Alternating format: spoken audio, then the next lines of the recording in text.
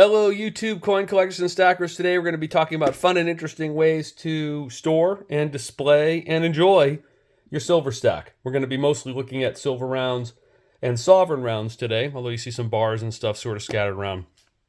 Let me start with some of the basic ways people store their rounds. Probably the most basic way is to stick it in a tube.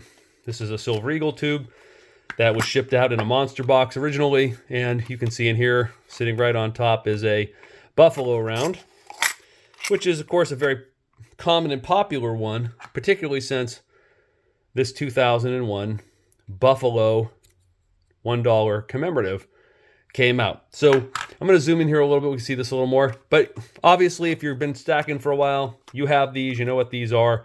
And these are cool, right? You take them out. You can look through them. But typically, these kind of end up, all with the same thing. You see these are Buffalo, Buffalo, Buffalo. So not so interesting. Oh, there was a maple that snuck in there. Another Canadian coin, another maple. So there's some other stuff in there. But it's practical. It's space efficient, right? I can stick them in my safe, and I can take them out and look at them when I want. Kind of from there, we can look at two other ways to do it. Typically, when we buy them at the store, I'm going to zoom in a little bit more, we're going to get them in these flips.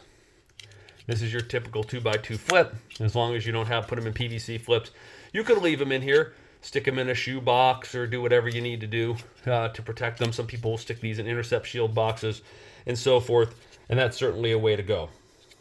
Another thing we typically see with these coins for display and storage purposes is to do them as, I'm going to zoom out a little bit, as slabs, like these, this koala, this kookaburra, and this kangaroo, which sadly, like most kangaroos, has milk spots on it, even though it's MS69. So these are fun. These are interesting. Certainly they're nice. They display well and so forth. You can go ahead and stick these in your PCGS boxes and stack them up. But obviously, much more space intensive than just sticking them in tubes. But certainly nice to enjoy and so forth. Of course, you pay a premium for anything that comes in these. So you got to keep that in mind if you're stacking, but they are nice to look at. I picked these up in an estate sale that I bought a couple weeks ago. I don't typically buy slabbed bullion like that.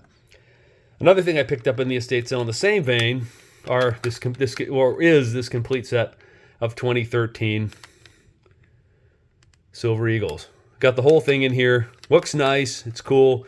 These were stuck in a slab by PCS Stamps and Coins.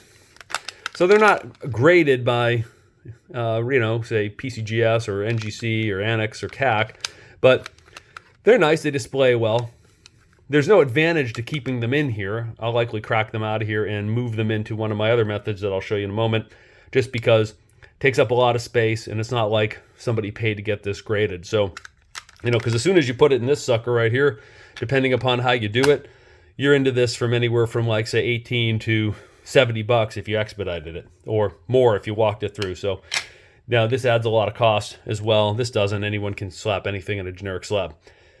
Moving on from there, we have, and I'll share this with you again, we have I'm going to zoom in a little bit here, the coin that started it all with the generic Buffalo rounds, which is this lovely, beautiful $1 commemorative from 2001.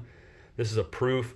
It's really, really nice. It originally came in this really cool kind of mint pack set back in 2001 with a, I forget the denomination, but it was basically a reproduction of the Buffalo currency piece. I want to say it was $5 currency, please. Please correct me if I got that wrong. But this is a beautiful piece. And another in a capsule is this, your typical proof American Silver Eagle from 1989. San Francisco.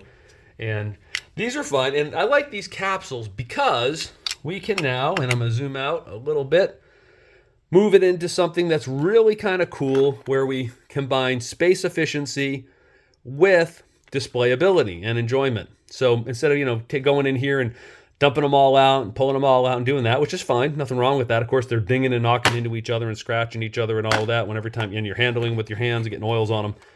This is a really nice way to go. Not as space efficient as this, but tremendously more space efficient than PCGS or NGC boxes full of these filling up your safe. So What's nice about this is I have this organized in a way where on this side, it's my favorite U.S. commemorative dollars.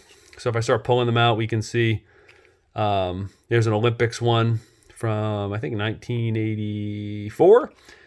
And if I start moving back, we have this West Point one, which I think is really, really cool right there. We kind of move through. I'm just going to randomly pull them out because I know how they're organized. Another very common Olympics one here. This is one of the 3 that came out that year with the gold coin, the first gold coin they minted since 1933. Then just your generic silver Eisenhower, Ike dollar. I collect these. I'm going to do some videos on Ike dollars. I think they're very, very sort of underappreciated. And as we move past to sort of the U.S. commemorative stuff and even some actual coins, I start to get into this half here is where I put my favorite sovereigns. So your nice maple.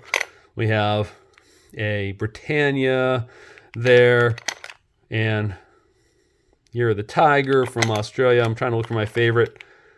There's another, Sleepy Koala Bear. Where is it? There she is. The Libertad. So, and so on. I have all sorts of stuff in here. James Bond. What's that? Oh, Somalia. I like these kind of Somalia elephants are cool. So this is nice because I can take these out, look at them, display them. I can share them with other collectors. And people can pass them around and enjoy them. If I'm trying to get kids interested in coin collecting or stacking, these are always great because they can handle them. They're not going to ruin them. They're not bumping into each other. They're secure in here. You can shake them around as opposed to these are bumping and scratching each other.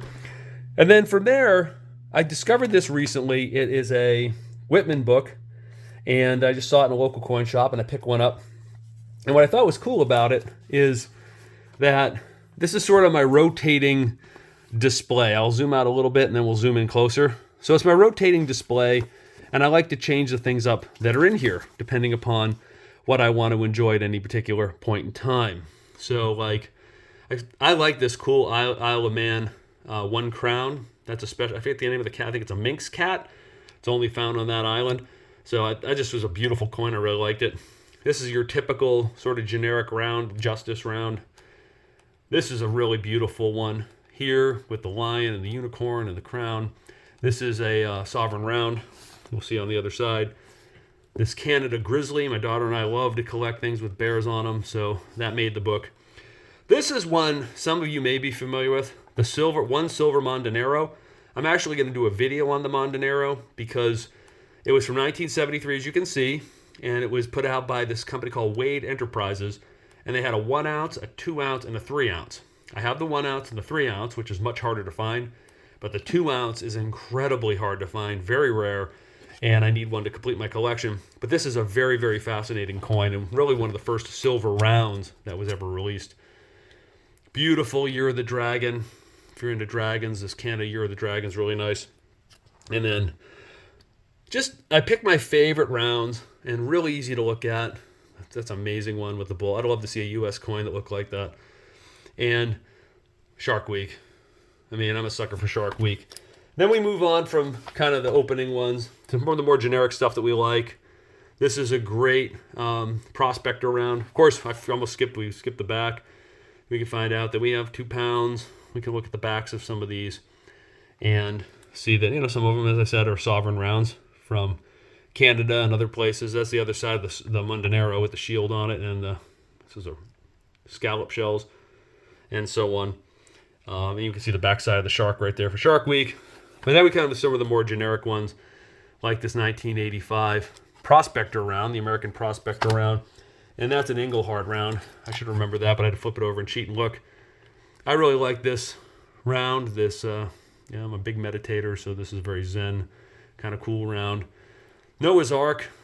I like this one. So I kind of put some other ones that I thought were cool on this page. This Trans-Alaska Pipeline commemorative one, and so on. I thought that was cool with the Pegasus. And what's nice about the book is you can just flip through and then organize them. So I'll start with kind of the backs, and you'll see a theme emerging. So there's an eagle and a lion. We saw that earlier where I had one like that, similar to that. There's a Fiji dollar. Now we see our eagle here, and we're going to see an eagle here. And we're going to see an eagle here and another one here, because I'm going to zoom back out. This is my eagle page.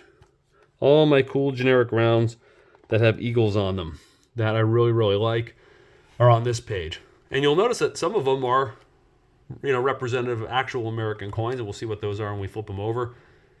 But it's nice to just have all of the eagles in one place. They obviously make great coins. Eagles have been used on coins since antiquity. The Americans just didn't start doing it after the Revolution. Eagle. I love the eagle on sort of the surfboard shield there. That's pretty cool. And that one. When we flip over to the last page, and we'll start with the reverses, because you'll start to see, hey, wait a second. That looks like an American coin. And that's because my last page is, I'll zoom back out so you can see it. It's all my favorite rounds that are based on coins that I like the Mexican unza, the original one, back from 1949. Then we have, this was, on the other side, it's, this one just reminds me of the Oregon Trail commemorative $50, which is one of my favorite coins. Interesting take on a Kennedy $50 as a round. Another one of my favorite coins, the Lincoln cent, which, as we all know, or we think, is in jeopardy of going away to cut costs at the mint. But there's a nice, beautiful silver round of a Lincoln cent. Mercury dimes. I'll be in Atlanta speaking about Mercury dimes at the National Money Show later this week. I'm very excited about it. This is one of my specialties. I'll be doing more videos on Mercury dimes. Peace dollar. Of course, the Buffalo, which isn't just based upon the Buffalo commemorative that we looked at earlier. Of course, it's based on James Earl Fraser's Buffalo nickel. There is Augustus St. Gaudens's $10 gold piece take. And lastly, of course, this was Bella Lyon Pratt's take on the quarter eagle and half eagle as a silver round. And just to wrap it up, we'll kind of look at the back and see some very familiar things. Of course, the Prospector from Engelhard, the Aztec calendar, which is always cool on a coin, the reverse of the peace dollar, Mercury dime. I love that for the Lincoln wheat cents. That is really cool the way they did that. 1 troy instead of 1 cent. Very neat. And even like the fact that they did some of these, like the Bella Lyon Pratt one, it's all in cuse, right? It's recessed into the coin where the field is the highest point on the coin, and so on. And of course, our bison, everyone calls it a buffalo.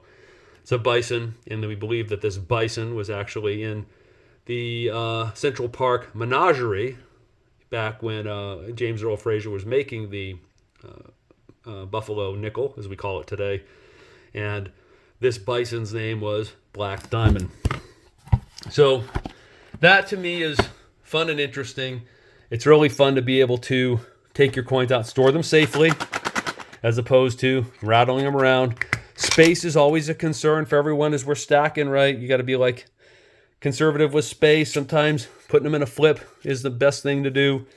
Oftentimes, if they're just sort of generic rounds, we're going to stick them in these tubes, like these old Silver Eagle tubes. If we have a lot more space and we're into plastic, we might want to collect them this way.